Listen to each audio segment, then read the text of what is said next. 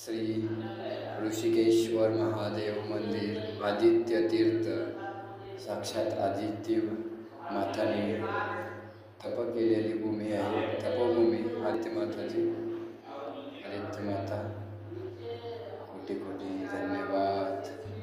ओम नमः शिवाय. ओम नमः शिवाय. ओम नमः शिवाय. ओम नमः शिवाय. ओम नमः शिवाय. ओम नमः शिवाय.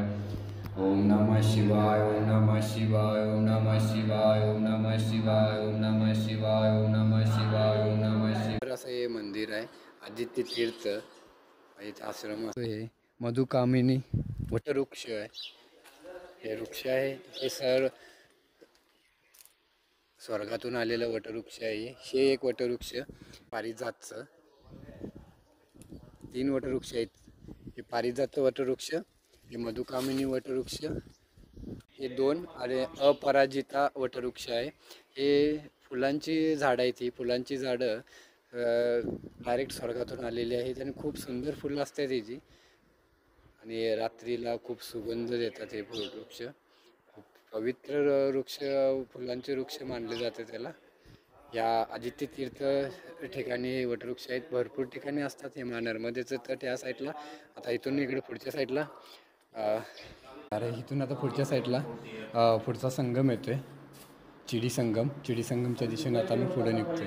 नर्मदे हर नर्मदे. आता जिथं आहे हे मानसंगम आहे. मानसंगमचं दर्शन सकाळी झाले आणि ऋषिकेश्वर महादेव तीर्थ इथून आता पुढं चिडी संगमच्या दिशेने आम्ही निघतोय. नर्मदे हर नर्मदे हर. आदित्य माता तपोभूमी आहे ही. साक्षात आदित्य माताने तप केलेली भूमी. तिथलं आज दर्शन झालंय खूप सुंदर. नर्मदे हर. श्री पवनपुत्र हनुमान की जय. खूप सुंदर पद्धतीनं हनुमानजीची पूजापाठ होते. और हे ज्योत लावलेली आहे, दीप लावलेला आहे. अखंड ज्योत चालू आहे इथं.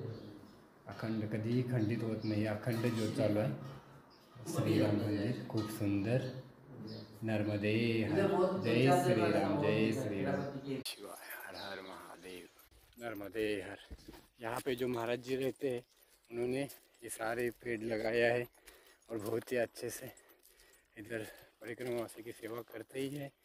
और इधर मैया की तरफ से ये सी बगिया बनाई है ये पूरी.